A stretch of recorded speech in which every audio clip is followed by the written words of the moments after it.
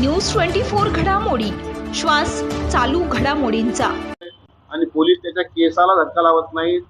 महाराष्ट्राच्या सन्माननीय मुख्यमंत्री महोदयांना सांगतो की तुमचे आणि ही चांगले पारिवारिक संबंध असतील तर कृपा करून महाराष्ट्र विधिमंडळाच्या एका सदस्याच्या संदर्भात त्याच्या पक्षाचा एक आरोपी अशा प्रकारची प्रेस घेऊन जर आम्हाला चिथावणी देत असेल तर तुम्ही महाराष्ट्राचे पालक आहात, गार्डियन आहात, तुम्ही हे कसं सहन करू शकता? शिंदे साहेब, माझा तुम्हाला प्रश्न आहे की माझा जीव गेल्यानंतर शांत होणार आहात का तुम्ही? आणि हा याच्या बापजादे आले खाली स्वर्गातून, याच्या 7 पिढ्या जरी आल्या दुर्बाळ्याच्या, अमोल मिटकरीच्या केसालाही तो धक्का लावू शकत नाही, कारण त्याच्यासोबत फक्त मनसेचे गुंडे आहेत। अमोल मिटकरी के साथ महाराष्ट्रातली आंबेडकरी जनता आहे, हे त्यांना विसरू नये। तू कुठेही खेळ, निळ्या झेंड्याला खेळशील तर तुझी हाळही मोजल्या जाणार। पारिवारिक संबंध तुमच्यावरच्या कारवाई, तुमच्या संदर्भात तुम्हाला न्याय देण्याच्या आड येते असं तुम्ही आता बोललात, तुमचा थेट आरोप आहे का असा की पारिवारिक संबंध मुख्यमंत्र्याचे? काय म्हणलं पाहिजे म्हणून? महाराष्ट्र विधिमंडळाचा मी सदस्य आहे, महाराष्ट्र विधिमंडळाच्या दोन्ही सभागृहाचे मुख्यमंत्री सभासद आहे। अमोल भाऊ कॅमेऱ्यात बोलतो, मला समजते कुठं बाहेर। महाराष्ट्राच्या दोन्ही सभागृहाचे सन्माननीय मुख्यमंत्री सदस्य आहेत। एका आमदारावर हल्ला झाला, मला अपेक्षा अशी आहे मला की महाराष्ट्राच्या मुख्यमंत्र्यांनी जर विचारपूस केली असती की अमोल ठीक आहेस ना, जशी अजितदादांनी केली तशी देवेंद्र फडणवीस साहेबांनी केली, त्यांनी पण करायला पाहिजे होती। अंबादास दानवे, आता ते तर वैचारिक, आता शेवटी राजकीय आमचे वेगळे पक्ष आहेत। स्वतः विरोधी पक्षनेते अंबादास दानवेंनी माझी चौकशी केली की काही लागलं आहे का, घरात सगळे सुरक्षित आहेत का, अशा प्रकारे सगळेजण विचारतात। आणि महाराष्ट्राचे मुख्यमंत्री तर आमदाराच्या बाबत विचारत नाहीत, म्हणजे हा गुंडा कोणाच्या जीवावर उडतोय तिथे ते तरी सांगा। मिटकरींना न्याय मिळाला नाही पाहिजे, याच्या मागे नेमकं पोलिसांमधला कोणता अधिकारी आहे? तुम्ही थेट कोणाचं नाव घेणार आहात? सर्व अकोला पोलीस, टोटल सर्व पोलिसांची तक्रार, सर्व अकोला पोलिसांची SIT चौकशी झाली पाहिजे। जर मला न्याय द्यायचा असेल ना महाराष्ट्राच्या मुख्यमंत्र्यांना, तर मला जिवंतपणे द्या, मेल्यावर नका देऊ। यांचे सर्वांचे CDR काढा। RJ हॉटेलला हे गळाभेट कशी घेऊ शकता आरोपीची? LCBचा कोण अधिकारी आहे जो गुंडांना मोकाट सोडतो? त्यांनी सोपं समजलं का? एक अमोल मिटकरी मरून जाईल पण न्याय घेऊनच मरेल, तसा नाही मरणार। आणि तुमच्या माध्यमातून मी सांगतोय, जर मुख्यमंत्री आणि उपमुख्यमंत्री मला TV वर पाहत असतील तर हे बरं नाही चित्र महाराष्ट्रासाठी। अशा प्रकारे जर खुनशी लोक सत्तेमध्ये तुम्ही बसवले, त्या राज ठाकरेंच्या पक्षासारखे, महाराष्ट्रात आग लागेल, आग। गोरगरीब लोक मरून जातील, हिंदू, मुसलमान, बौद्ध, मातंग, शीख, ईसाई आपसापसात तुकडे पडतील या लोकांचे। हा विध्वंस टाळा मुख्यमंत्री महोदय, हे चांगलं लक्षण नाही आहे पुरोगामी महाराष्ट्राला।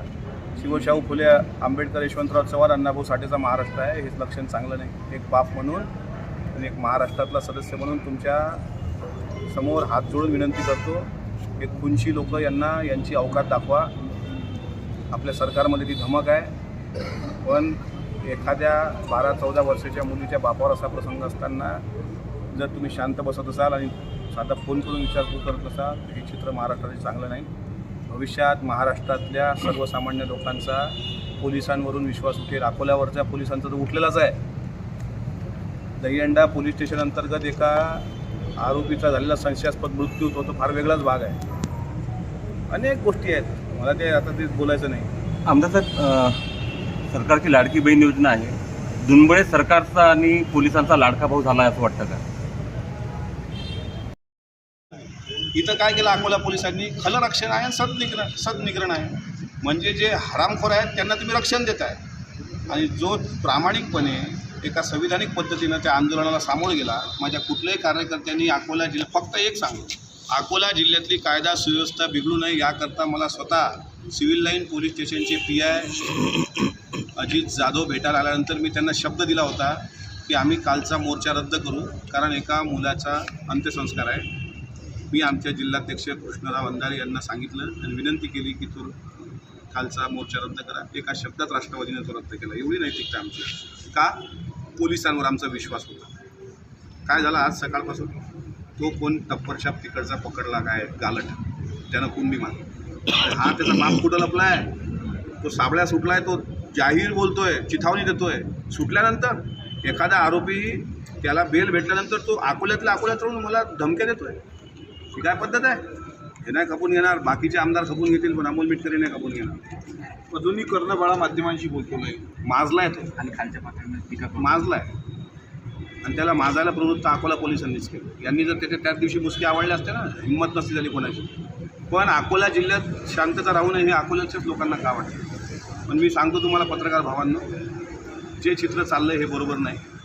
कोणाचा जीव घेऊन जर त्याला जीव घ्यायला पोलीस सपोर्ट करत असतील तर माझा पोलिसांवर नाही पण संविधानावर विश्वास आहे.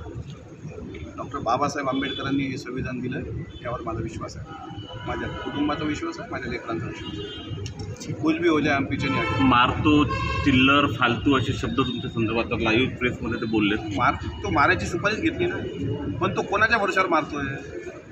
पोलिसांच्याच भरोशावर ना. एखादा किती मोठा आरोपी असला, अरे हा जर मर्द असताना मर्द, एखादा हल्ला केल्यावर कसा लष्कर येतोय बा म्हणतोय की आम्ही हल्ला केला, आम्ही ते जबाबदारी स्वीकारतो. हे मर्द आहेत का मग? यांच्यापेक्षा तर लष्कर येतोय बा बुरला. हे साले ढुंगणाले पायालावून पळून गेले. यांच्या मालकाचंच भाषण आहे की माझा सैनिक तसाच होता. मग पळून काय केला तुझा सैनिक? त्याच्यात दम होता आणि तो एका बापाची अवलाद होता, तर तिथंच त्यानं थांबायला पाहिजे. साला ढुंगणाला पायालावून पडतो आणि तिथून घरातून देतो का धमकी आम्हाला? मर्द तो असतो तो समोरासमोर भिडतो. सांग कुठं यायचं, एकटा ये, पण तुझी ते रानडुकरं नको आणू शकू, एकटा ये, एकटा. तुझ्या माईनं दूध पाजलं असेल आणि मग अमोल मिटकरीशी भेट ना. माझ्यावर काय नीच बोलता बोलता आम्हाला येतं. जर जास्त संस्कृतीच्या बाहेर बोललो तर पक्षातून हकालपट्टी होईल माझी. पक्षाची ही विचारधारा नाही. अमोल मिटकरी बाहेर बोलला, हकालपट्टी. राजकारणाच्या भरोशावर नाही सर. माझा फुलेशाह आंबेडकर शिवाजी महाराजांचा विचार महाराजांना जिवंत आहे.